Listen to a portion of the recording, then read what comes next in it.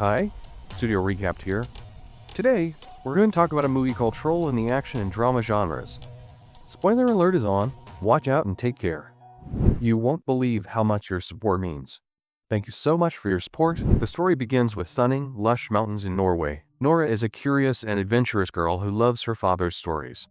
Her father, Tobias, is a kind man who believes in troll legends. He insists that these legends are true. Tobias tells Nora stories about trolls, explaining that these creatures were once part of real history. Nora gazes at the surrounding boulders, imagining that one of them could actually be a troll. The time jump brings us to the present. Nora is now a passionate and successful paleontologist working at an archaeological site.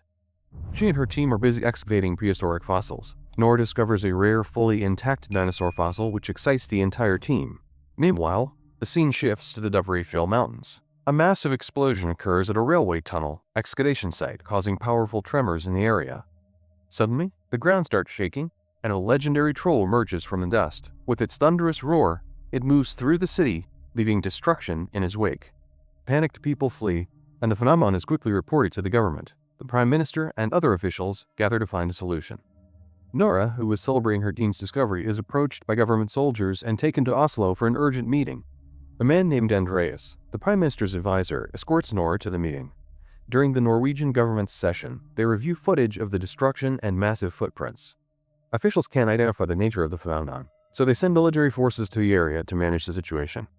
Initially, Nora is shocked and confused, but after seeing the footage and hearing the details, she realizes that a troll is involved. Next, we see a scene where the troll attacks an elderly couple's house, completely destroying it.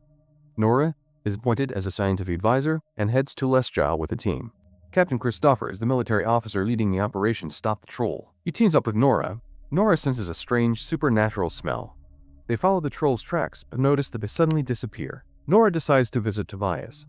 Tobias once again talks about turning legends into reality, which irritates Nora. He claims that trolls disappeared when Norwegians converted to Christianity. Tobias says he was close to uncovering the truth but was thrown into a mental institution to silence him. Now, motivated once more, Tobias is ready to embark on an adventure. Tobias discovers a patch of land that doesn't match the map, and when a helicopter lands, it's revealed that the troll was camouflaged there. The troll attacks them, and they barely escape. Government officials witnessing the scene are terrified by the sheer size of the creature, but still dismiss trolls as mere myths, not real. When Tobias offers a solution, they don't believe him because his ideas are based on legends. The government orders a military operation. Nora asks Christopher to let her team join them. The military deploys advanced, powerful weapons to confront the troll. Meanwhile, Nora reconciles with her father after years of estrangement. The order to fire at the troll is given, and countless bullets hit it, but none have any effect. They don't even weaken it slightly. The troll retaliates, killing a Christian man who is praying. At this moment, Nora believes Tobias's claim that the troll's issue lies with Christian blood. Tobias manages to communicate with the troll and approaches it without fear. However, another military attack angers the troll. It pushes Tobias aside, throwing him to another spot. Tobias is severely injured. Before dying, he utters the words castle and kingdom to Nora and passes away. Following this, another airstrike is planned. Nora starts thinking that if legends are real, there must be a way to defeat the troll as described in those stories. She discovers that trolls in the past threw rocks at churches because they were repelled by the sound of their bells. Nora convinces the government to listen to her. As the troll roams freely through the city, causing destruction, it reaches a crowded park, leaving everything in ruins. Military helicopters carrying church bells approach the troll, and we see how much the sound bothers it, proving the legend to be true.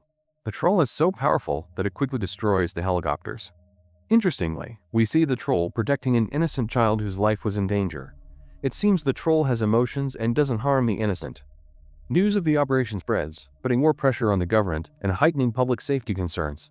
The Prime Minister orders Nora to stop interfering. The government decides to use a weapon that's illegal under national law. Deploying this weapon would mean complete destruction of the city. The Prime Minister asks citizens to evacuate the city. Andreas, upset, goes to Nora to help her. Nora realizes that what her father told her before his death is connected to the royal palace. They visit a man named Sinding of the royal palace, and during their conversation, Nora uncovers the truth about the situation.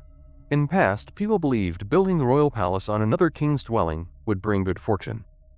Tobias was close to discovering important truths, but he was labeled insane and removed from his position. Sinding takes them beneath the palace, showing them the skeletons of numerous trolls. The troll that has now emerged from the mountains is the last survivor of its kind, wiped out by Christians in the past. Nora becomes certain that the troll is only powerful in darkness and will perish under direct sunlight. Nora contacts Christopher and asks for his help. She and Andreas use the troll's skeleton to lure the creature out of the city. Meanwhile, Andreas asks a skilled hacker to infiltrate the government system to prevent the deployment of a new weapon by them more time. The hacker succeeds, disrupting government's operations. Meanwhile, Christopher and his team set up powerful lamps outside the city and wait. When the troll sees the skeleton, it becomes enraged and chases Nora and Andreas. In a thrilling sequence, they manage to lead the troll out of the city, risking their lives in the process. The government, realizing the system had been hacked, halts its plan to fire the weapon. The troll starts to disintegrate under the intense light from the lamps. Nora pleads with the troll to leave so they won't have to kill it and turns off all the lamps. However, at that moment, direct sunlight hits the troll, causing it to crumble to dust. The city is finally out of danger.